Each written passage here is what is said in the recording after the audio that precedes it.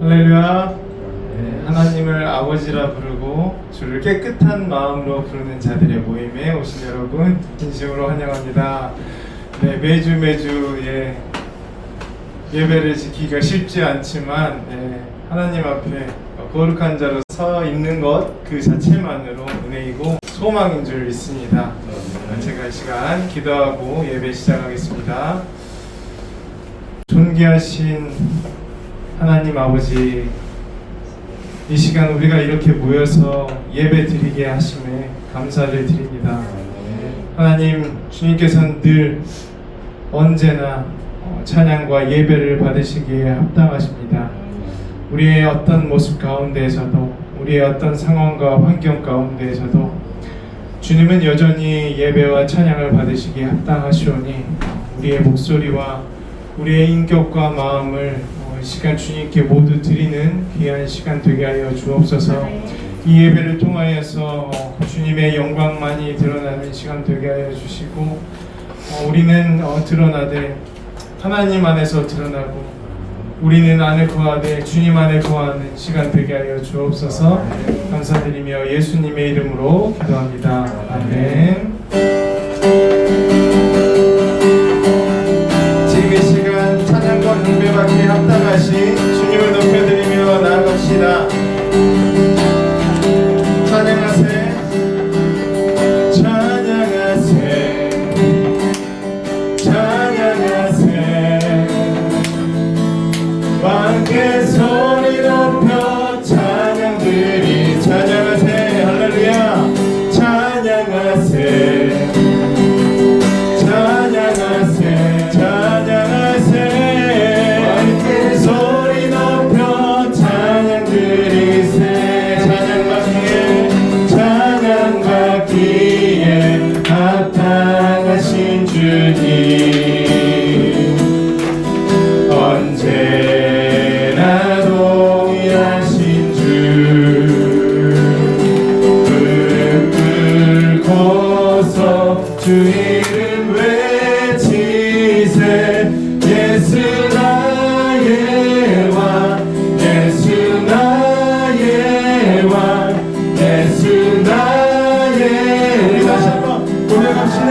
찬양하세, 찬양하세,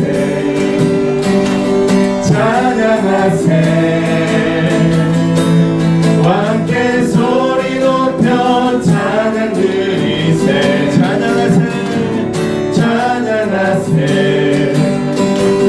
찬양하세, 찬양하세. 함께 소리 높여 찬양 드리세. 찬양받기에 합당하신 주님, 언제나 동일하신 주, 무릎 꿇고서 주 이름 외치세. 예수 나의 왕, 예수 나의 왕, 예수 나의 왕. 아, 예수 나의 왕, 예수 나의 왕, 예수 나의 왕, 예수 나의 왕. 아, 우리의 믿음의 고백을 드릴까요? 찬양하세, 찬양하세, 찬양하세. 아멘. 함께 소리 높여 찬양 드리세. 찬양하세, 찬양하세, 찬양하세. 함께 소리 높여 찬양 드리세. 찬양받기에 합당하신 주, 주님 언제나 동의하신 주 무릎 꿇고서 주 이름 외치세 예수 나의 왕 예수 나의 왕 예수 나의 왕 주의 왕이시다 예수 나의 왕 예수 나의 왕 예수 나의 왕 예수 나의 왕 예수 나의 왕 예수 나의 왕 예수 나의 왕 아멘 할렐루야 주님의 통치하심을 지금 이 순간도 바랍니다 할렐루야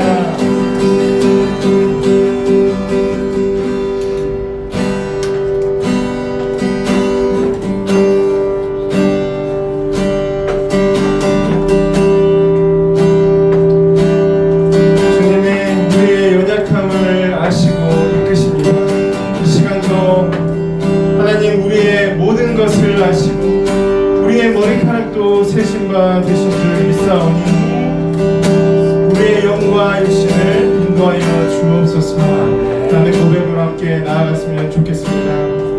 주님 곁으로 주님 곁으로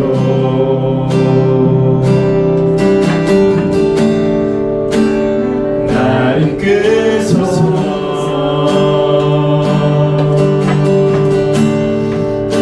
내 모든 것 다 드리며 주 음성 듣기 원하네. 주님 곁으로 주님 곁으로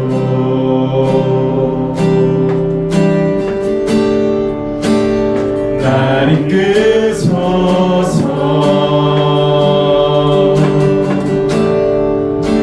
내 모든 것 다 드리며 주 음성 듣기 원하네. 주님의 길로 인도하소서. 주님만이 구하며 나갑시다. 주님만이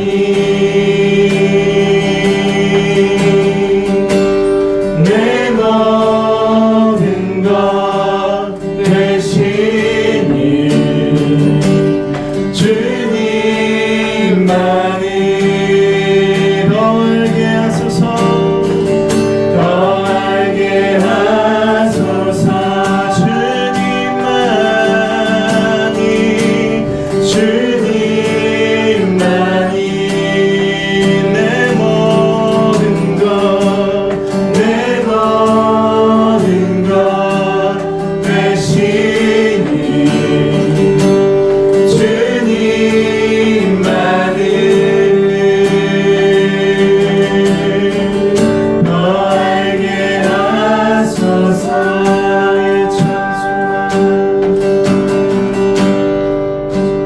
나의 참 소망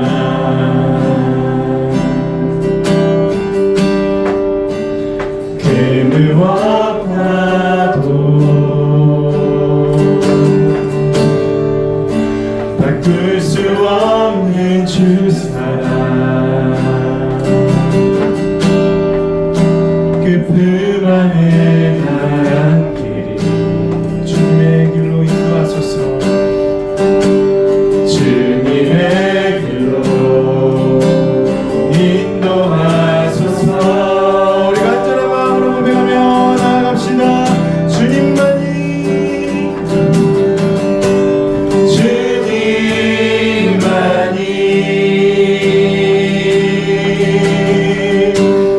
내 모든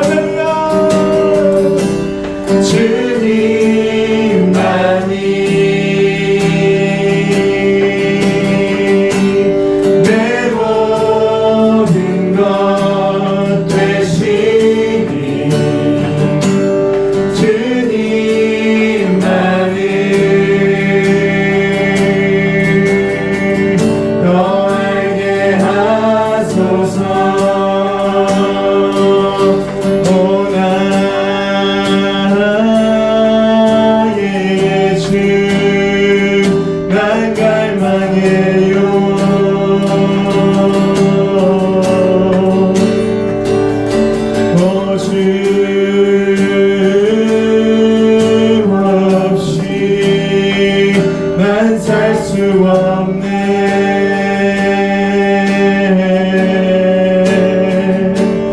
오 나의 예수 난 갈망해요.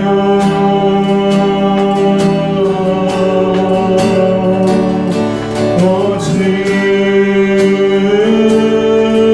없이 난 살 수 없네. 오 나의 주, 오 나의 주 난 갈망해요.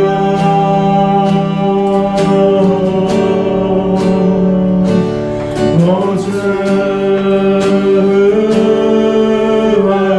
없이 난 살 수 없네.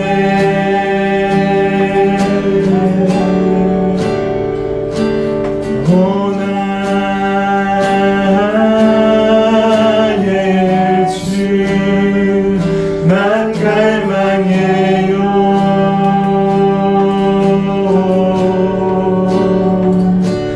오주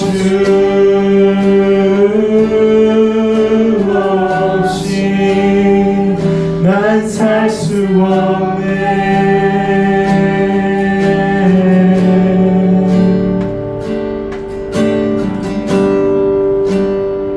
주님은 내 보혜,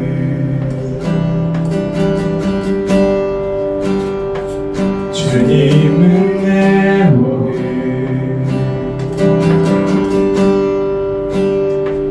주님은 내 보혜,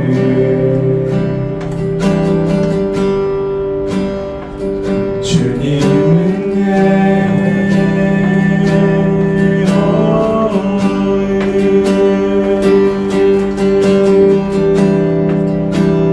지금 이 시간 기도하며 나아갑시다. 하나님 그렇습니다. 주님의 숨이 없이는 우리는 한순간도 숨을 쉴 수가 없고, 하나님 주님의 계획하심이 없으셨더라면 지금 우리는 이 세상, 이 시간, 이 순간에 여기에 있지 못할 것입니다. 하나님 영원전부터 우리를 계획하셔서 이 자리에 있게 하시고, 하나님의 숨결을 우리에게 허락하셔서 시간 우리가 살고 숨쉬게 하시는 은혜를 우리가 믿음으로 믿고 나아가오니, 이 시간 하나님 연약한 우리를 붙드시고, 하나님 우리의 계획과 뜻을 이 세상에 펼치는 것이 아니라 하나님의 뜻을 묻고 나아가며 하나님의 특별 계획을 우리가 함께 동역하고 참여하는 시간 되게 하여 주옵소서. 아버지 우리의 인생을 드리며 아버지 우리가 주 없이는 살지 못하겠노라고 아버지 고백하며 나아갑니다.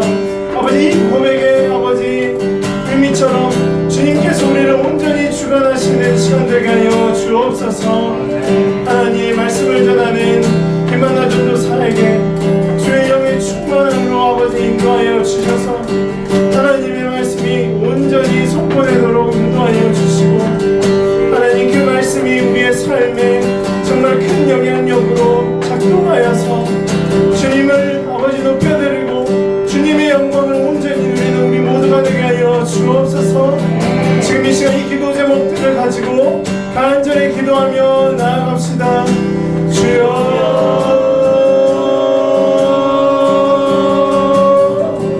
하나님 아버지 감사합니다. 이 시간 우리의 영혼들을 붙드시고 주님의 자녀들을 사랑하셔서 주님의 말씀이 선포되는 자리, 주님의 영이 역사하는 자리에 있게 하심에 감사합니다. 아버지 하나님 수많은 기도 제목들이 있지만 아버지 이 시간 정말 우리가 간절히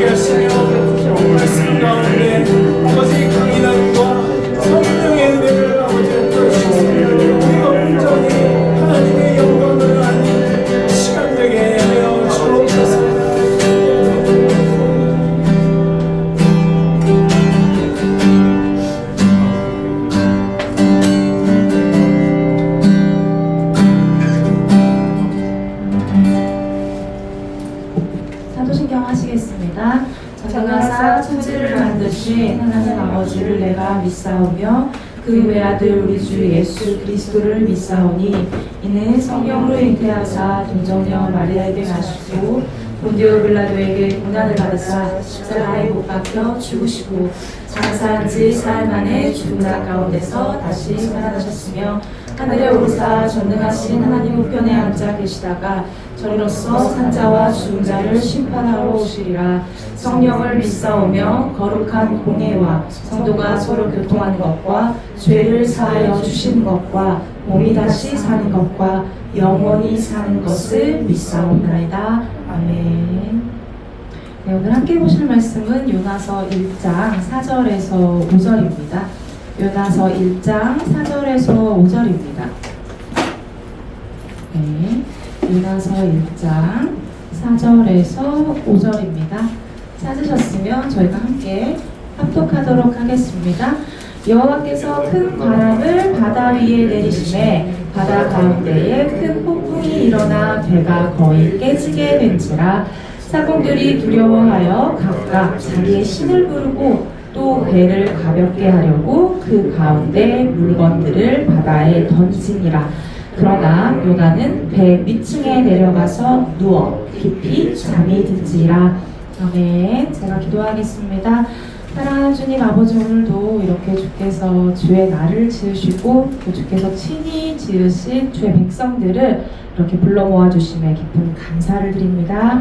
아버지 하나님, 주께서 지으신 이 눈과 귀와 이 마음과 모든 것들이 온전히 주를 향하는 시간 되게 하여 주시옵소서. 주께서 하시는 말씀을 들을 수 있게 하시고 깨닫는 은혜를 주시고 그 말씀이 우리 삶에서 살아서 역사하는 것을 우리 모두 보며 살아갈 수 있도록 인도하여 주시옵소서. 사랑의 하나님 아버지, 말씀으로 보호하시고 붙드심에 감사드립니다. 주님의 은혜가 늘 차고 넘치는 풍성함을 경험하게 하심을 감사드립니다. 믿음의 뿌리가 흔들리지 않게 하옵소서. 세상의 것에 현혹되지 않길 소망합니다. 범사에 감사와 찬양함으로 범죄하지 않게 도와주옵소서. 자녀들에게 믿음의 본이 되고 공동체에 믿음의 본이 되게 하옵소서. 오직 예수, 오직 믿음으로 승리케 하옵소서. 살아서 역사하시는 예수님 이름으로 기도하는 이 기도 제목이 있습니다. 하나님 아버지, 이들의 인생이, 이들의 생각이 하나님 앞에 머물러 있습니다. 주여, 그 생각을 하나님 옆에 온전히 붙들어 주셔서 그들이 살아가는 모든 시간과 모든 호흡이 하나님 앞에서 합당한 개인과 가정, 교회 되도록 인도하여 주시옵소서.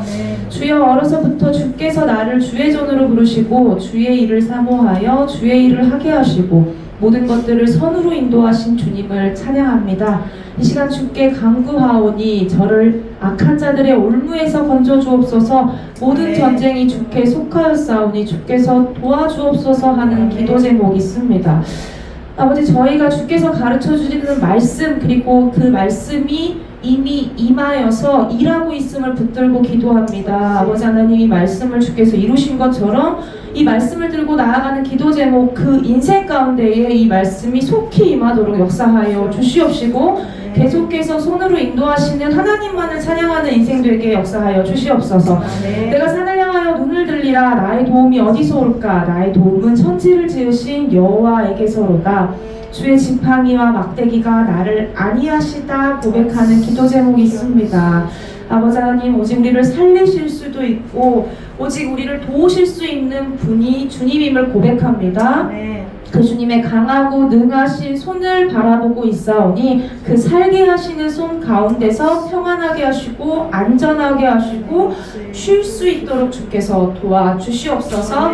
이 시간 온전히 주께 올려드리며 살아계신 우리 주 예수 그리스도 이름으로 기도했습니다. 아멘. 여러분들의 기도 제목이 거의 설교와 같다는 생각이 들어요. 참 은혜가 됩니다. 여러분이 즐거워하고 기뻐하는 요나서 4번째 시간입니다. 이 저번 시간에는 악독이 내 앞에 상달되었다는 것을 통해서 이 하나님께서 죄인들을 향하여 얼마나 오래 참으시고 인내하시는지에 대해서 배웠습니다. 이 심판을 위함이 아니라 돌이킬 기회를 주고 계시는 이 하나님께서 이 요나 본문에서도 이 니느웨 백성들에게 또한 이스라엘 백성들에게 그리고 바로 오늘 우리에게 기회를 주시려고 이 요나에게 말씀하셨다는 것을 배웠어요.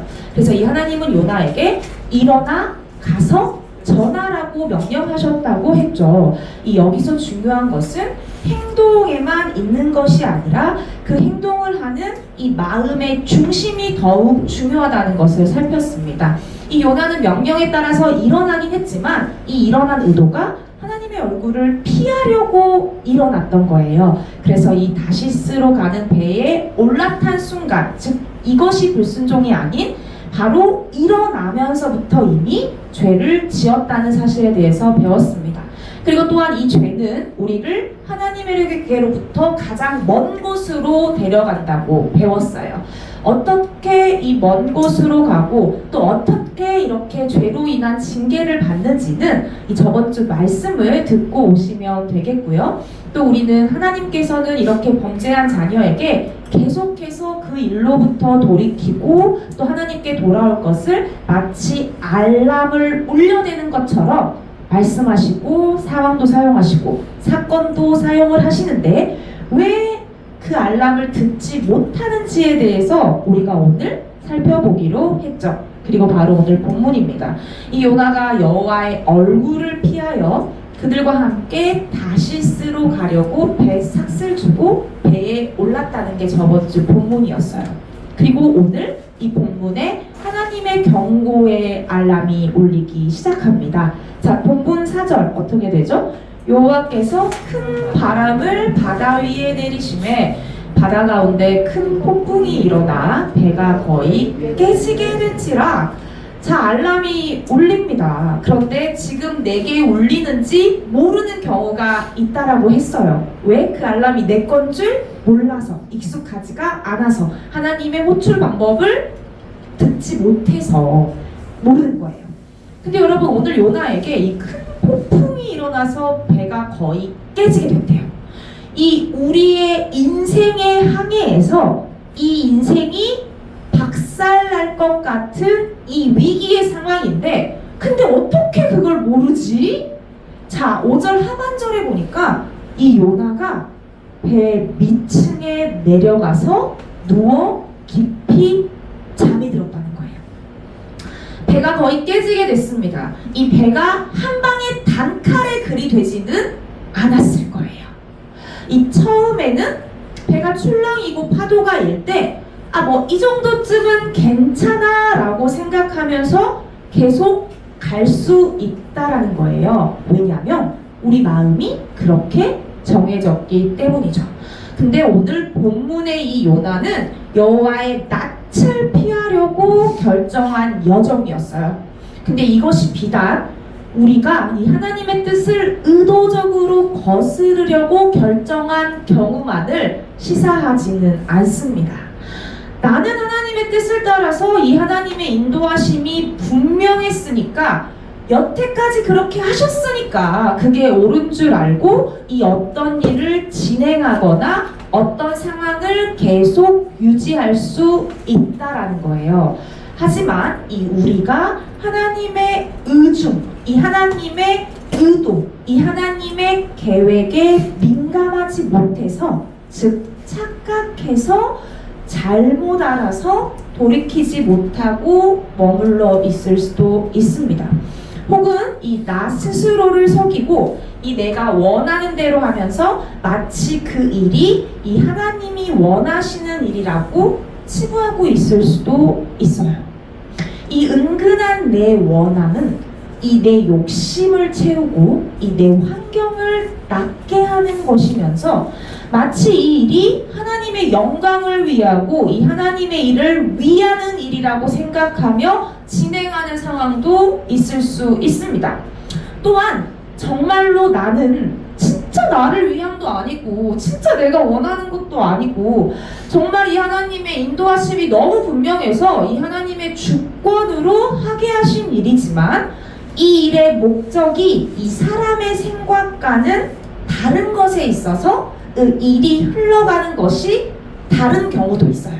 나는 이렇게 될 줄 알고 하나님이 이렇게 이런 뜻을 가지고 이런 일 하시는구나. 비록 나는 그거 원치도 않고 나 그렇게 할 수도 없는데 일이 막 되는 거예요. 그래서 나는 하나님의 일인 줄 알고 가는데 근데 그 일이 엉뚱한 결론을 맺는 거죠.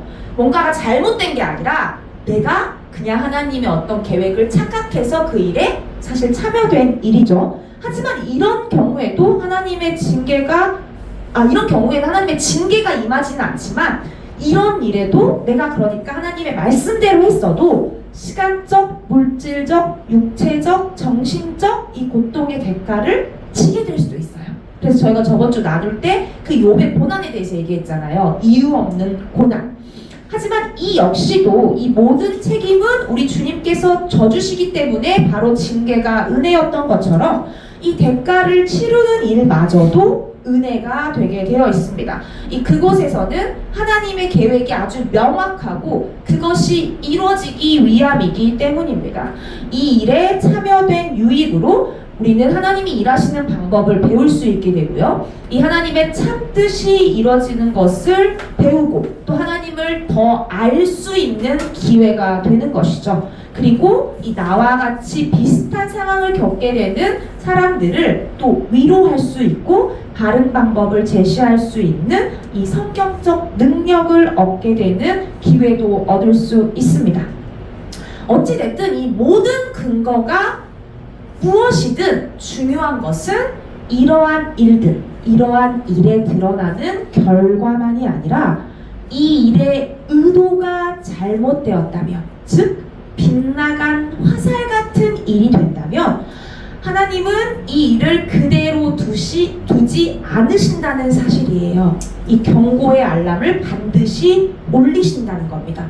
돌이키라고. 그렇게 더 멀어지면 안 된다고. 그 길로 가면 안 된다고. 그렇게 더 죄악을 쌓으면 안 된다고. 말씀하시든 환경을 이용하시든 사람을 이용하시든 사건을 일으키시든 그렇게 하신다는 거죠. 이 갑자기 큰 바람이 불어서 이 배가 나아가는 것이 어렵고 이 위험해질 수도 있는 조짐이 보였을 거예요. 결국에 이 실제 상황은 배가 좀 움직이고 항해가 좀 어렵게 된 그 정도가 아니라 여기에 있던 사람들이 자신의 미천이었던, 즉 재산이었던 그 물건들까지 다 버릴 정도로 이 배가 깨지게 되었습니다. 이 오히려 주위 사람들은 난리가 났어요. 근데 그 가운데 요나의 인생이 거의 박살나고 있는데 이 본인은 모르고 있다는 바로 이것이 문제입니다. 왜 그래요? 깊이 잠이 들었기 때문이라고 했죠. 자, 하나님은 일어나 가서 외치라고 했어요. 근데 불순종한 우리들은 어떻게 했냐면 일어나라고 했더니 5절 보면 뭐라고 나오죠? 내려가서. 일어나라고 했더니 내려간 거예요. 어디로 내려갔나? 배 밑층으로 내려갔다는 것입니다. 이 배 밑으로 숨은 거예요. 내가 하나님의 말씀을 어기고 니느웨가 아닌 다시스로 가는 배에 있다는 것을 들키고 싶지 않았을 것입니다. 우리는 이 신경에 문제가 있을 때 혹은 감당하기 힘든 사건 앞에서 혹은 아무 일이 없는데 그저 내 감정에 빠져서 숨을 곳을 찾는 일이 허다합니다. 이 배 밑으로 내려가는 거예요. 일어나 내게 나아오라는 그분의 따스한 말씀을 알고 있으면서 이 사탄은 나를 하나님께 돌아서서 세상의 끝으로 데려가는 것처럼 이 내 심령의 어두운 곳으로, 이 내면의 암흑으로 바로 하나님을 의지하지 않도록, 이 하나님이 주인 되지 않도록, 즉 주인에게 맡겨드리지 않는 죄악으로 나를 데려갑니다. 자, 그리고 하나님께서는 일어나 가라고 했죠. 근데 이 요나가 내려가서 누웠어요. 그곳에 눕는 거예요. 그곳에 나를 그냥 맡겨버리는 거예요. 이 사탄이 이끄는 대로 하나님의 낯을 멀리하는 곳으로 이 죄악 가운데 잠식해버리는 것입니다. 여기서 죄악을 이 하나님을 의식하지 않고 이 하나님을 의지하지 않고 이 행하는 모든 것들로 생각하시면 됩니다. 여기서 죄악이란 어떤 특정한 행위가 아니라 하나님을 의식하지 않는 모든 것, 하나님을 의지하지 않고 행하는 이 모든 것, 그 죄악이 바로 나를 들어가 숨게 만들고 그곳에 머물게 만드는 거예요. 이 죄의 원어가 빗나간 화살이라고 했잖아요. 이 하나님이 없이 하는 판단, 이 하나님을 신뢰하지 못하는 모든 태도, 이 하나님을 무시하고 내 감정에 잠식당하는 이 모든 것들이 하나님의 의도에 벗어나 있어요. 그래서 죄예요. 이게 바로 빗나간 화살이에요. 하나님의 의도와 벗어나 있기 때문에 내가 스스로 판단하는 것, 하나님의 의도와 벗어나 있어요. 하나님을 신뢰하지 못하는 태도, 하나님의 의도와 벗어나 있습니다. 이 하나님을 무시하고 내 감정대로 하는 것, 내 감정에 빠져버리는 것, 이 모든 것이 하나님의 의도에 벗어나 있다라는 거예요. 그리고 하나님께서 일어나 가서 외치라고 했죠. 근데 이 요나는 내려가서 누워서 뭘 했죠? 깊이 잠이 든 거예요.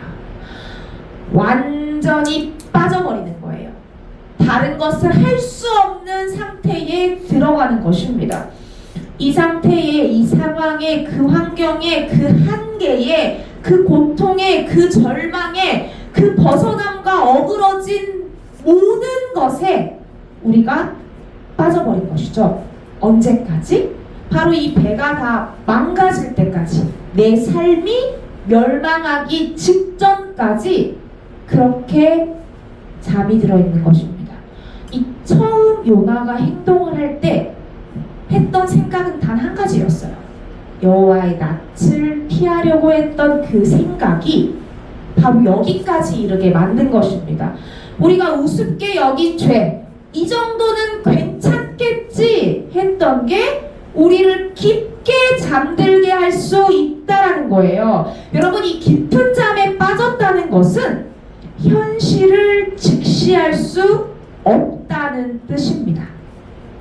이 지금 눈앞에 벌어지고 있는 상황, 이 지금 나에게 직면한 이 사건들, 이 이해할 수 없는 일들이 내 인생을 박살나게 할 수도 있는 위험임에도 불구하고 인식조차 못하고 있을 수도 있다라는 거예요. 이 요나는 실제로 깊은 잠에 들어서 배가 깨어지도록 모르고 있었잖아요. 근데 이 부분은 우리에게 있어서 진짜 우리가 밤에 잠을 자고 있어서 내가 모른다, 그래서 누가 어버가도 모르는 그런 상황이 아니라 바로 우리의 영적 상태에 빗대어서 생각해야 하는 거예요. 우리가 몰라서 혹은 우습게 여겨서 혹은 알면서도 그러고 싶지 않아서 결국 이 하나님의 말씀을 벗어나 하나님의 의도에 벗어나 있을 때 우리는 그 죄로 인해 깊은 잠에 빠진 것 같은 영적 상태에 다다를 수 있습니다. 그 시간이 길어질수록 더 깊은 잠에 빠진 것처럼 될 거예요.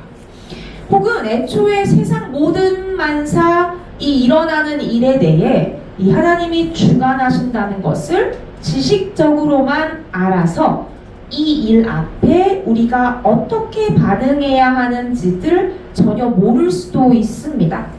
그래서 이런 깊은 잠에 빠진 것과 같은 영적 상태에서는 도대체 이런 일들이 무엇을 의미하는지, 그래서 내가 어떻게 해야 하는지, 이런 상황 가운데 하나님께서 내가 어떻게 하길 원하시는지 이런 고민들을 할 수 없게 만들어요.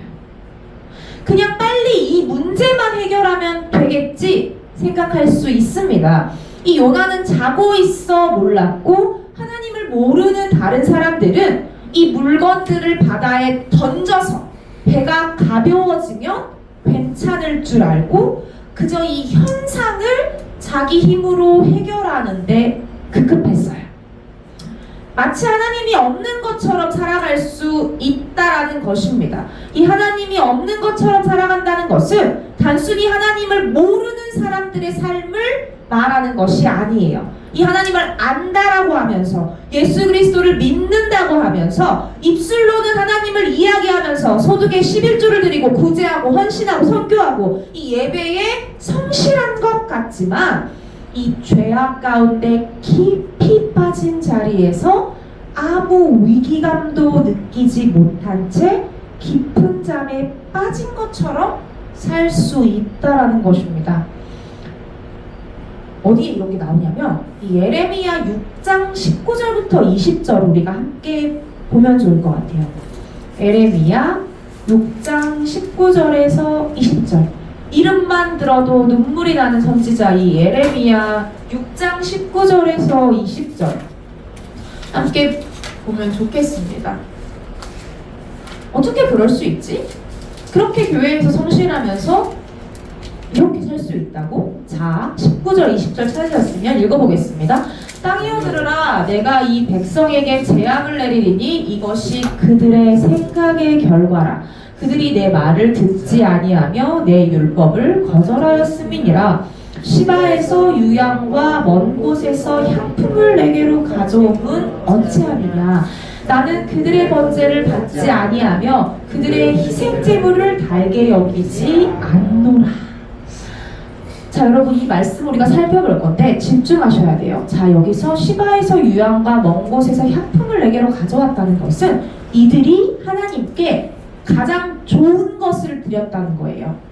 이 솔로몬 왕을 접견했던 시바 여왕을 혹시 기억하십니까? 그 여왕이 많은 향품을 가지고 왔었거든요.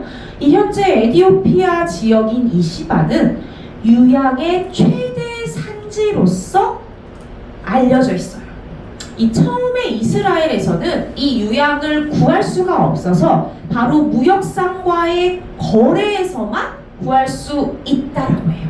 머나먼 시바에서 가져온 유향이라는 것이죠. 이 향이 워낙 좋아서 하나님께 제사를 드릴 때 주로 사용했다고 전해지거든요. 이 이스라엘 백성들이 제사를 드리기 위해서 이 시바에서 유향을 가지고 오고 바로 먼 곳에서 최상급의 향품들을 가지고 왔다라는 것인데, 특히 이 유향은 소제를 드릴 때 반드시 필요한 물품이었어요. 그런데 이 예레미야에 보면 하나님은 그들의 번제를 받지 않았다는 거예요. 그들의 희생제물을 달게 여기지 않으셨다는 거예요. 왜 그랬을까요? 이 이스라엘의 5대 제사에 번제와 소제, 화목제, 속죄제, 속건제가 있죠. 이 여기서 번제는 희생제물을 가죽만 빼고 모조리 불에 태워서 그 향기로 하나님을 기쁘시게 해드리는 제사예요. 이 제사 행위의 가장 완전한 형태를 갖췄다고 해서 온전한 제사라고 여기는 게 바로 번제거든요. 근데 이 번제를 받지 않으셨다는데 이 번제의 의미가 뭐냐면 하나님과의 바른 관계를 회복하고 이 예배자의 전 인격을 하나님께 드리는 헌신을 상징하는 제사입니다. 자, 번제는 하나님과의 바른 관계를 회복하고 이 예배자의 전 인격을 하나님께 드리는 헌신으로 여겨진다는 거예요. 그렇다면 이 제사에 있어서 이 제사를 받으시는 하나님의 관심이 어디 있냐면 이 하나님의 관심은 그 드리는 제물이 아니라 이 드리는 자의 심령이라는 거예요. 이것이 제물의 본 뜻이에요. 번제를 드리는 것은 희생제물을 가죽만 빼고 다 불에 태워서 향기를 드리는 건데, 근데 하나님은 그 제물을 보는 것이 아니라 이 드리는 자의 심령을 본다. 왜냐하면 이 번제는 하나님과의 바른 관계를 회복하고 이 예배자의 전 인격을 드리는 헌신이기 때문입니다. 번제의 포인트는 전 인격을 하나님께 드리는 거예요. 근데 이 번제를 받지 않으시고 희생제물을 달게 여기지 아니하셨다는 것은 왜 그랬을까요? 그들이 전 인격을 드리지 않았기 때문이에요. 그래서 하나님은 번제를 받을 수 없으셨던 것입니다. 이 희생제물을, 즉 그들의 심령을 달게 여길 수가 없었다는 거예요. 여러분, 번제는 철저한 자기 희생과 헌신을 상징해요. 왜 그러냐면 이 번제를 뜻하는 헬라어는, 즉 구약 성경의 히브리어로 기자되었던 이 번제를 헬라어로 번역할 때 헬라어에 무슨 단어를 쓰냐면 홀로카우토마라는 단어를 쓰거든요. 이 번제가 헬라어로 홀로카우토마예요. 근데 이 홀로카우토마의 뜻에는 번제 전체를 불에 태움, 그리고 순교자라는 뜻이 있습니다. 이 번제를 뜻하는 헬라어는 홀로카우토마인데, 이 홀로카우토마는 번제만이 아니라 전체를 불에 태운다는 거예요. 일부분이 아니라 전체를. 그래서 철저한 자기 희생과 헌신을 상징하게 되는 것이죠. 일부가 아니라 전부를 드린다는 거예요. 헌금을 하고 가서 봉사하고 기도하고 예배하는 것만이 아니라 이 지정의, 이 전 인격을 드리는 것입니다. 이 나의 생각을 드리는 거예요. 나의 마음을 드리는 거예요. 나의 이 의지, 행동, 즉 이 전 인격을 드리는 것입니다.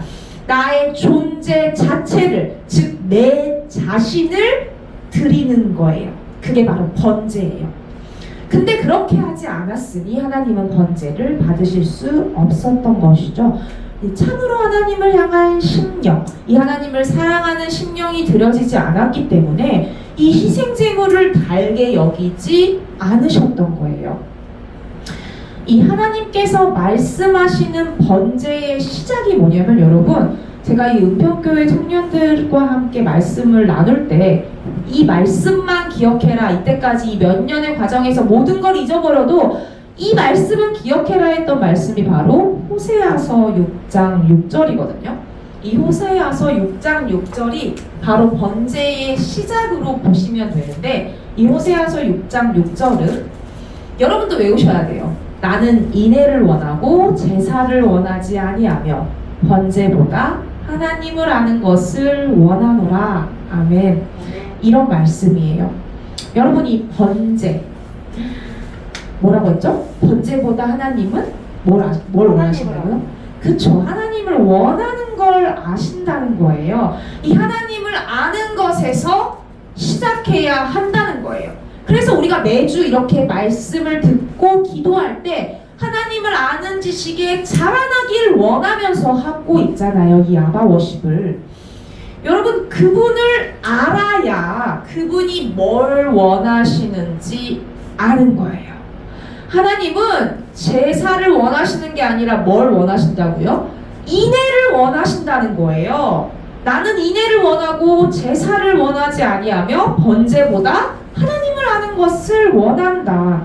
이 어떤 행위가 아니라 나는 너를 원한다. 이 인애에 대해서도 설교 자체를 한 편 만들 수 있는데, 제가 이 인애를 축약해서 하는 표현을 알려드리자면, 인애는 언약에 기초한 불변한 사랑이에요. 물론 정말 다양한 뜻을 가지고 있습니다. 근데 그것 중에서 제가 가장 중요하다고 생각하는 것 하나만 얘기하면 뭐라고 얘기하고 싶냐면, 저는 인애는 언약에 기초한 불변한 사랑이라고 얘기합니다. 나는 네가 나를 사랑하기를 원한다, 안나야. 변치 않는 사랑을 원해. 그 사랑은 언약에 기초되어 있기 때문에 변할 수가 없어. 나는 네가 나를 바라보기를 원해. 나는 네가 나를 의지해 주기를 원해. 나는 네가 나로 만족하기를 원해. 네가 나로 충분하기를 원해. 바로 그게 하나님께서 제사를 원하는 것이 아니라 이 인애를 원하신다는 뜻이라고 저는 생각해요. 이 예수면 다다! 라고 외치는 김용희 선교사님의 영상을 혹시 보신 적이 있으십니까? 저희 오빠 목사님께서 이 영상에 빠지셔가지고 한동안 한참을 예수면 다다, 예수면 다다 이렇게 돌아다니신 적이 있어요. 여러분, 예수가 전부가 아니라면 아무것도 아니에요. 그런 그림들 있잖아요. 사람들이 막 성공의 어떤 가슴, 이렇게 가슴에 퍼즐 조각 같은 그림이 있는데 여기에 돈을 채우고 사람 관심을 채우고 성공을 채우고 권력을 채우고 이런 것들을 채운데도 텅 비어 있는데 거기에 딱 예수를 넣었더니 이렇게 꽉 찼다, 무슨 그런 그림들 보신 적 있지 않으세요? 네. 근데 이게요, 조금 아쉬운 게 뭐냐면, 여러분, 이런 것들이 다 필요한데 예수가 없으면은 부족하다 이게 아니라, 사실은 거기에 뭘 채웠든 우리가 무엇을 채우고 있었든 다 털어버리고 아무것도 없는 상태에서 그곳에 딱 예수가 들어가면 꽉 차는 거예요. 이거 저거 근데 뭔가 부족한데 거기를 예수로 채우는 것이 아니라 텅 비워진 상태에서 이 예수가 들어가면 빈 곳이 없게 되는 거예요. 부족한 게 없게 되는 거예요. 예수라는 게 그런 거예요. 이 구멍에 이 하나를 넣으면 꽉 차버려서 다른 걸 넣을 수 없는 것처럼 예수라는 그분 자체가 모든 거라니까요. 그분이 만물이라는 거예요. 모든 게 그로부터 나왔고 그로 인하여서 그를 위하여서 있다고 했잖아요. 예수가 전부인 거예요, 여러분.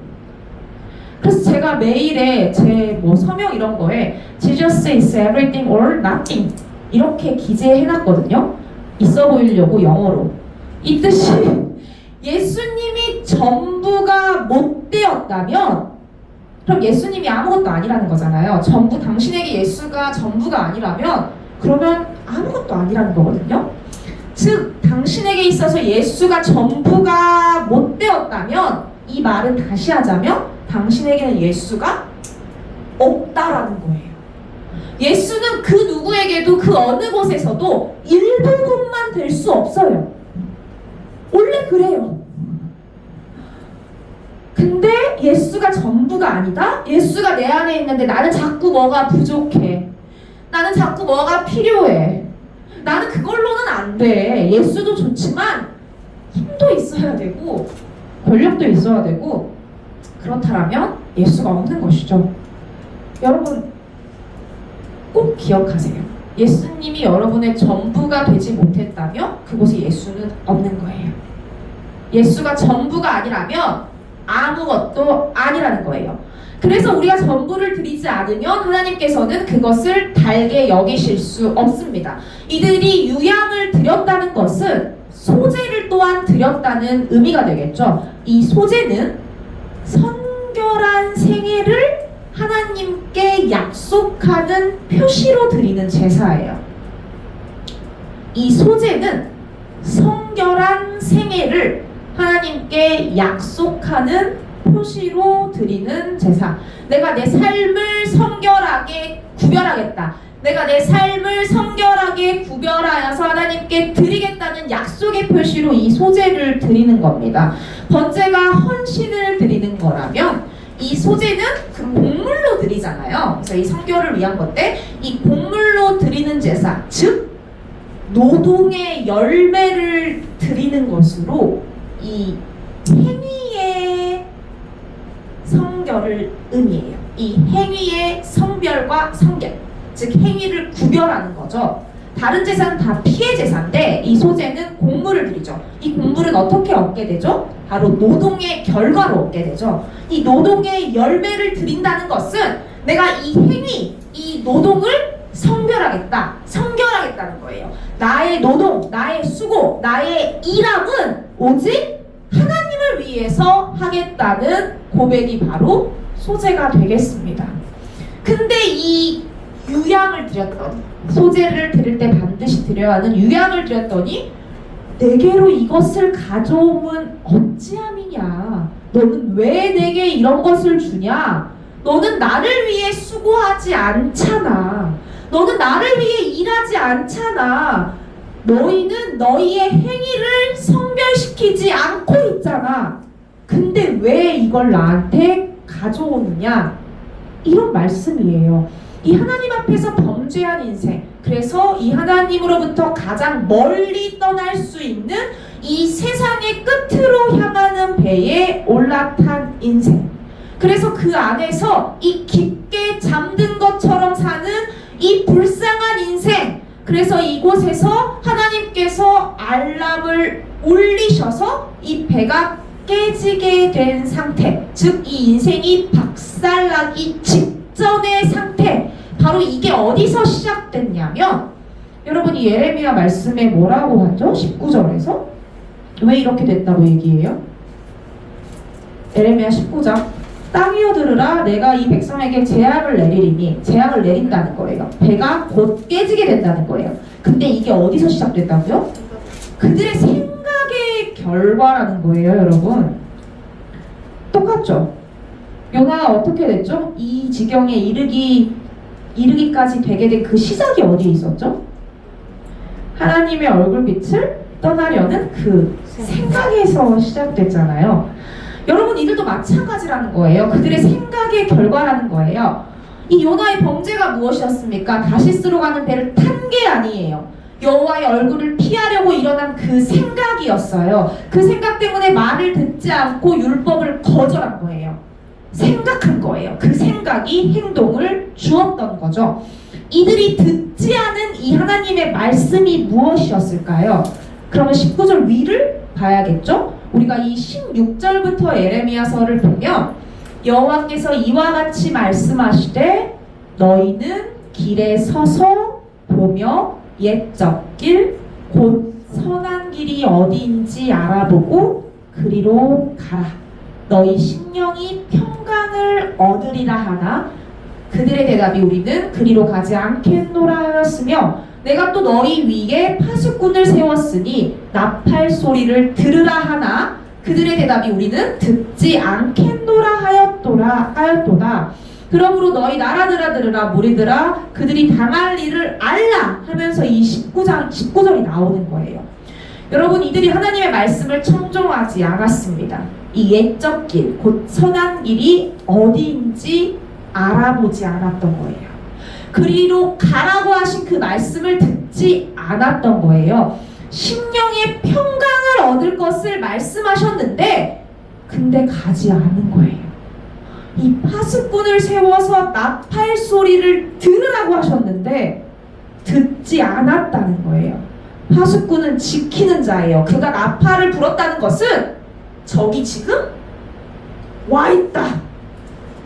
도망하든 대비하든 공격을 대비해라. 경고의 나팔 소리를 듣지 않았다는 것입니다. 하지만 그들은 여전히 유향을 가져오고 향품을 가져오고 번제를 드리고 소제를 드리고 제사를 드렸기 때문에 괜찮은 줄 알았다는 거예요. 오늘날 우리도 같습니다, 여러분. 내가 이렇게 예배하고 있는데 내가 하나님을 떠나지 않았는데 무슨 소리야. 근데 이 행위만으로 괜찮지 않을 수 있다라는 거예요. 가장 좋은 것을 선교지에 보내고 교회에 헌물하고 있는 것 없는 것 탈탈 털어서 다 헌금했다고 해도 여러분 절대 괜찮지 않을 수 있다라는 거예요. 이 헌물도 헌금도 섬김도 헌신도 예배일지라도 그것들이 의미 없다는 것이 아니라 나는 인애를 원하고 제사를 원하지 아니하며 번제보다 하나님을 아는 것을 원한다는 거예요. 이 하나님께 변치 않는 사랑과 그 마음으로 그 사랑하는 그분을 알기 위해서 그렇게 하라는 거예요.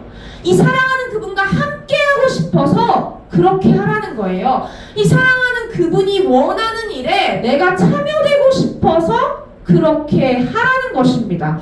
나의 얄팍한 이 저급한 선한 마음으로 섬기는 것이 아니라 그곳에 하나님의 일하심이 있고 하나님의 시선이 머물기 때문에 또 그 일에 나를 참여시키고자 하는 이 하나님의 확실한 계획이 있음을 알았기 때문에 그렇게 하라는 거예요.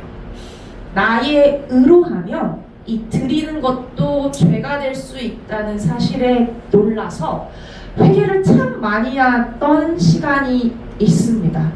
여러분, 모든 일은 말씀에 기초하여 행하는 거예요.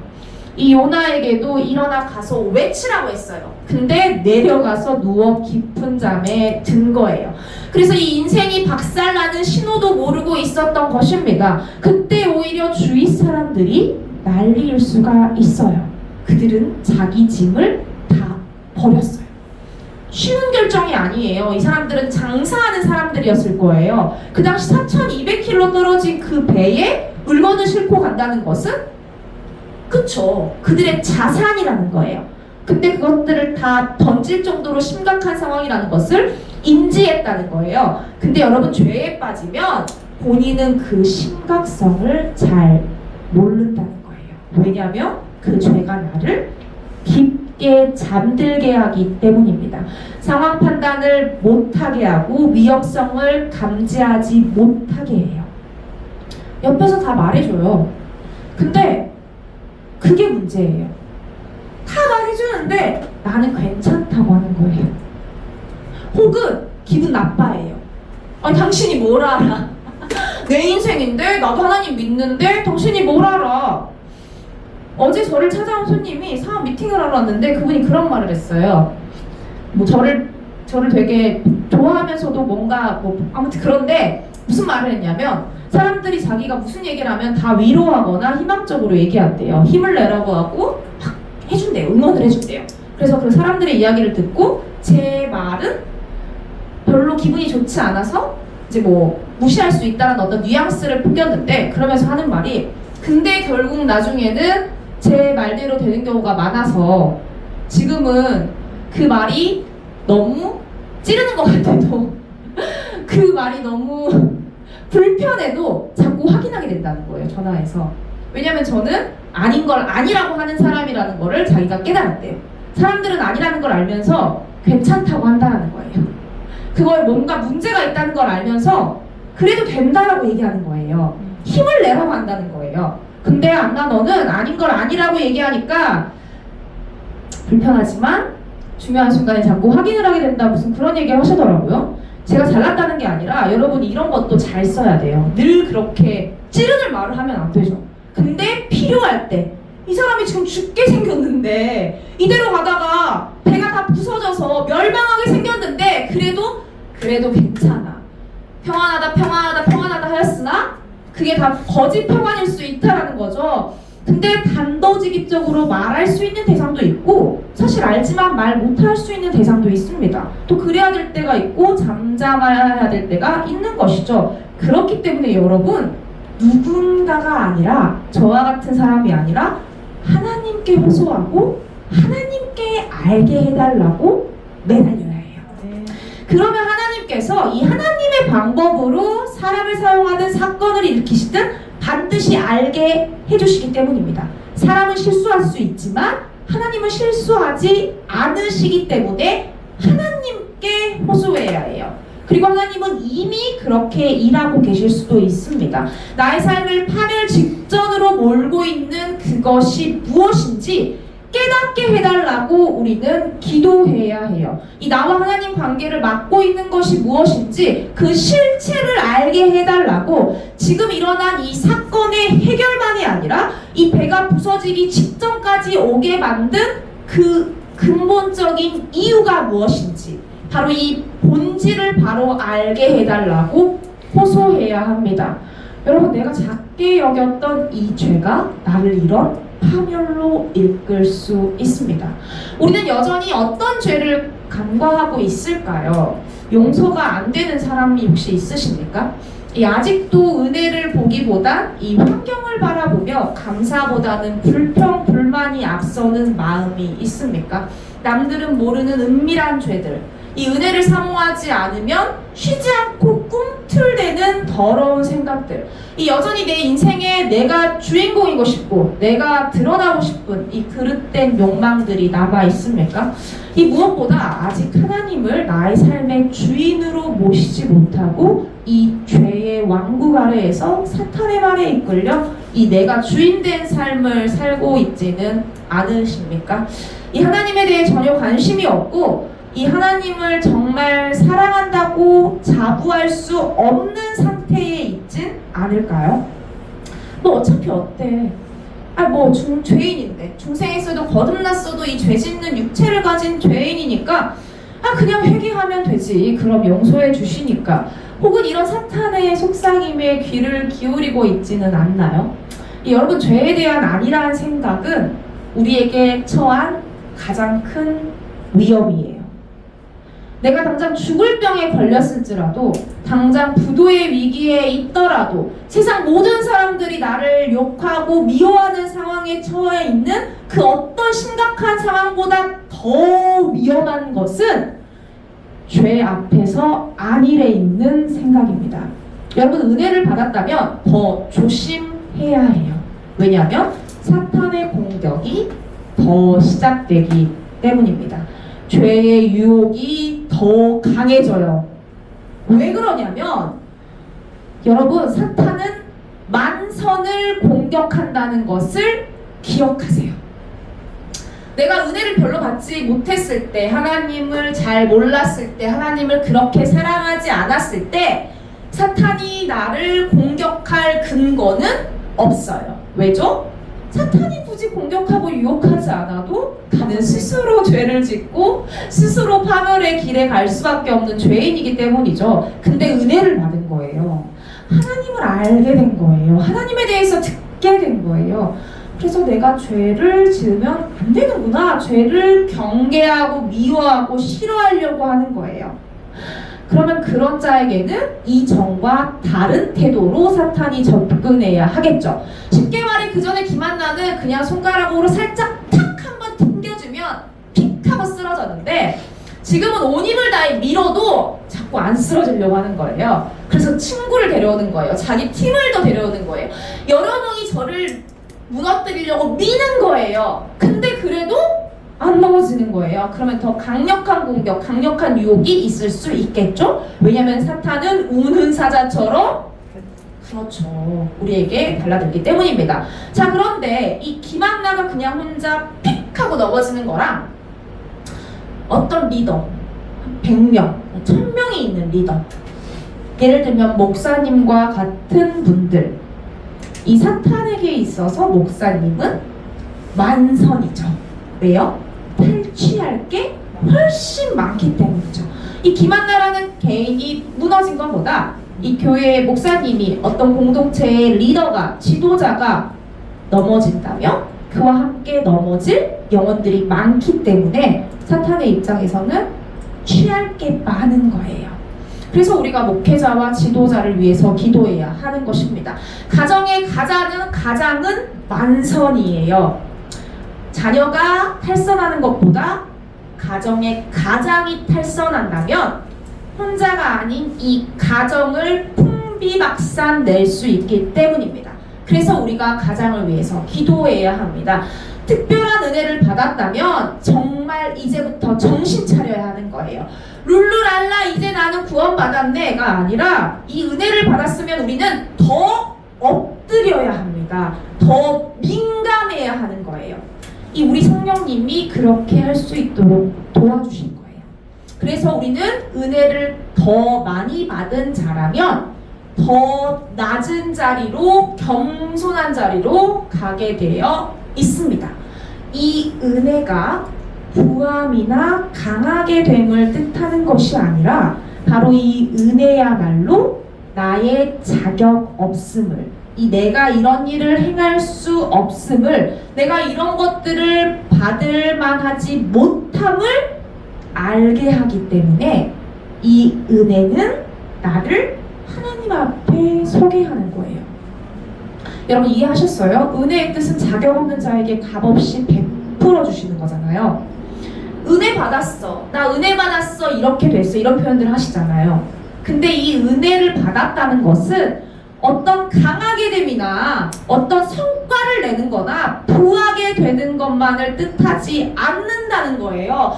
내가 은혜를 받았다는 것은 나는 그럴 자격이 없는 사람인데 내가 이렇게 됐습니다. 나는 이런 일을 행할 수 없는 사람인데 제가 이런 일을 하게 됐어요. 은혜로요. 나는 이런 것들을 누리거나 받을 자격이 하나도 없는데 이 은혜로 내가 이런 것들을 누리게 되었습니다. 그래서 이 정말 은혜를 받은 거라면 그 은혜는 나를 하나님 앞으로 데려가 겸손하고 낮아지게 만들어 준다는 거예요. 은혜의 선순환이 일어나는 거예요. 여러분, 이 죄와 은혜의 관계를 나타내는 중요한 구절이 있습니다. 로마서 5장 20절이에요. 로마서 5장 20절.